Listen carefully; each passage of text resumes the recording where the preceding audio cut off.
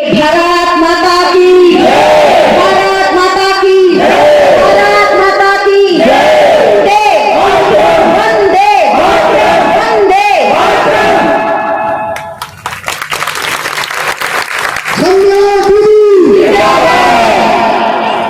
मामा पे विश्वास मत करना।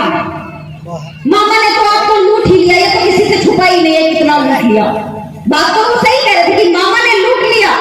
मामा पे अब विश्वास मत करना, अब तुम्हारा चाचा आया है। खुद को आपका चाचा बता रहे थे और कह रहे थे अब मामा पे विश्वास मत करना, वे तो आपको लूट के चले गए। कह रहे अब चाचा पे विश्वास करना। और अपने परिवार और घर की स्थिति को बहुत अच्छे से जानते हो आप सभी के सभी कि जब मामा तुम्हारे सगे ना हो पाए तो चाचा तुम्हारे क्या खास सगे हो पाएंगे? मतलब हद है।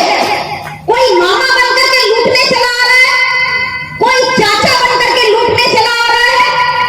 और योजनाएं तो ऐसी बताएंगे। चाचा से याद आया, केजरीवाल जी से याद आया। केजरीवाल जी वही हैं जो खुद को आम आदमी बताते हैं।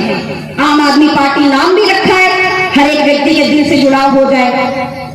ये वही आम आदमी है जिनके आलीशान दिल्ली में बने हुए शीश महल में 12 करोड़ के पर्दे टंगे हुए हैं। 200, 250, 300 करोड़ के आलीशान मकान में रह करके खुद को आम आदमी बताने वाला व्यक्ति आपका कितना सगा चाचा बन जाएगा, यह आपको आप जनता को निर्धारित करना है। बातों से कुछ नहीं होता। और कांग्रेस पार्टी की तो बात ही क्या की जाए। जितने राष्ट्र विरोधी भाषण देने वाले होंगे, जितने धर्म के नाम पर आपको लड़ाने वाले लोग होंगे, जितने समाज और जाति के नाम पर आपको बांटने वाले लोग होंगे, उनको कांग्रेस पार्टी में सम्मान दिया जाता है। भारत को तोड़ने वालों का नारा लगाने की बात हो, चाहे 370 का विरोध करने की बात हो, चाहे सर्जिकल स्ट्राइक पर सवाल उठाने की बात हो, किसी से छुपा हुआ नहीं है कि विदेश में जाकर के इन पार्टियों ने भारत का नाम खराब करने का कितना प्रयास किया है।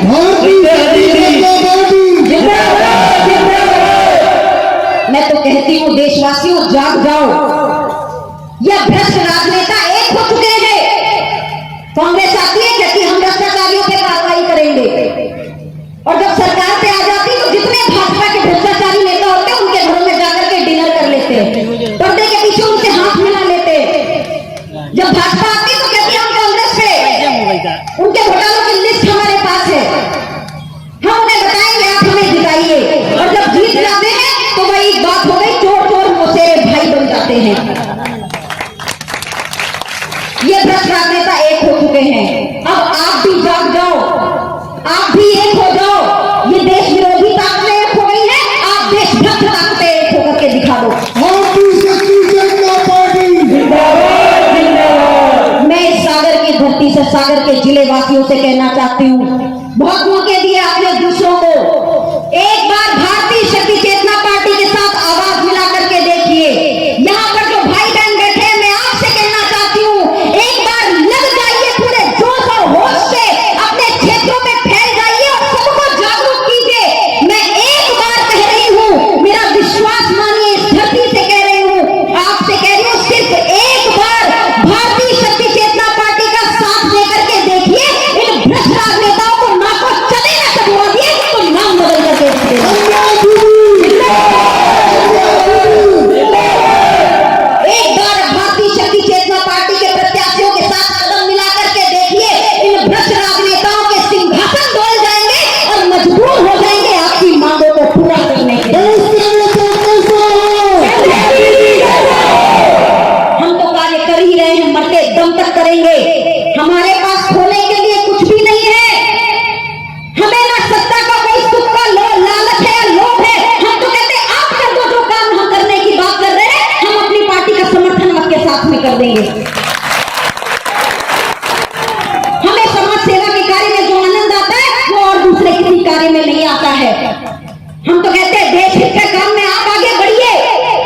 मगर हमें पता है क्योंकि ये दिल से ईमानदार नहीं है, इनकी नीयत में खोट है, ये किसी के सगे नहीं हो सकते, इसीलिए कभी भी देश का कल्याण नहीं कर सकते।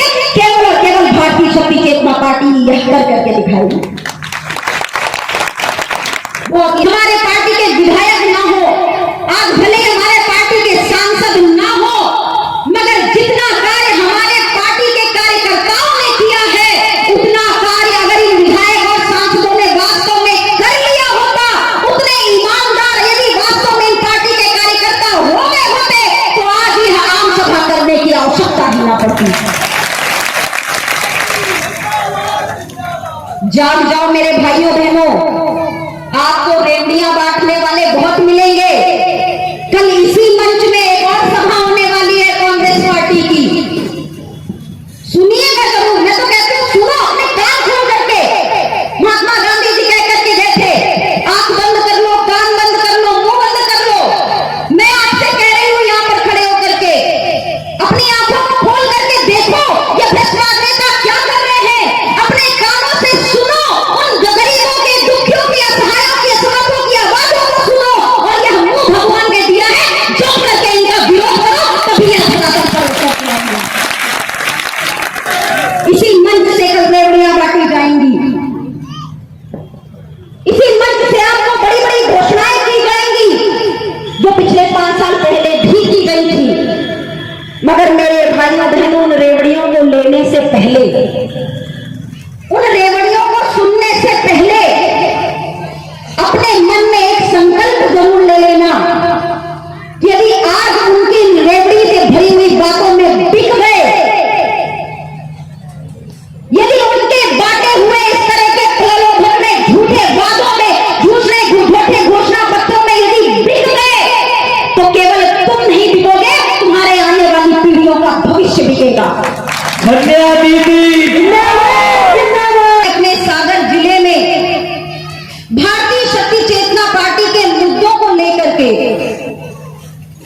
हमारी विचारधारा को लेकर के आज जैसी रैली आपने निकाली अपने क्षेत्र में, आपने विश्वास मानिए आज एक ऐसा बिगुल बजाया है, आज आपने एक युद्ध का ऐसा शंखनाद किया है कि आपकी इस यात्रा के बारे में सुन करके और आपके इस सभा के बारे में जब उन भ्रष्टाचारी नेताओं, राजनेताओं को, सत्ताओं को पता चलेगा, तो यह विश्वास मानिए उनका हृदय कांपेगा कि अब जनता जाग चुकी है।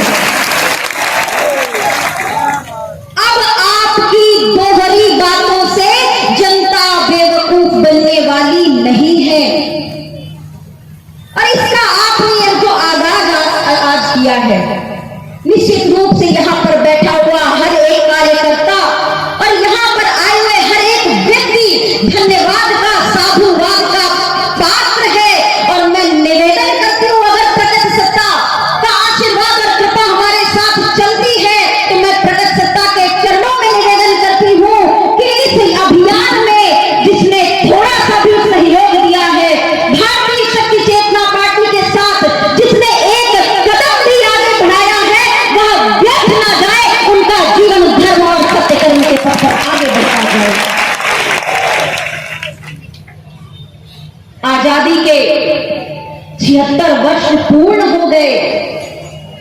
अभी हाल ही में हमने 77वां 15 दिवस अगस्त मनाया, स्वतंत्रता दिवस मनाया। बहुत ही खुशी का विषय है, उल्लास का विषय है, हम सभी के लिए गर्व का विषय है कि हजारों साल की गुलामी के बाद हमने आजादी प्राप्त की। हमारे महापुरुषों के दम पर, हमारे महापुरुषों के बलिदान के दम पर हमने यह आजादी प्राप्त की। और 76 वर्ष देखते ही देखते पूर्ण हो गए। मगर जहां एक तरफ खुशी होती है, वहीं दूसरी ओर देख करके दुख भी होता है। क्या सोच करके बलिदान दे गए अपने जीवन का वे? क्या सोच करके फांसी के फंदे पर हंसते हंसते झूल गए वे?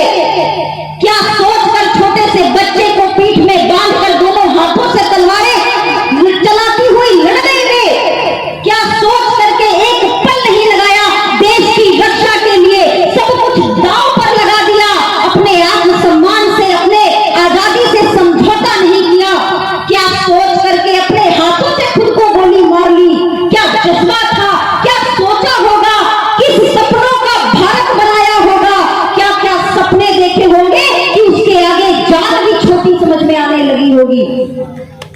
दुर्भाग्य है कि आजादी के बाद सत्ता ऐसे हाथों में चली गई, सत्ता ऐसे भ्रष्टाचारी राजनेताओं के हाथों में चली गई कि आज 76 सालों बाद भी मेरा भारत देश शिक्षा, स्वास्थ्य, रोजगार, रोटी, कपड़ा, मकान, सड़क, घर और इन छोटी छोटी मूलभूत समस्याओं के लिए तरस रहा है, तड़प रहा है।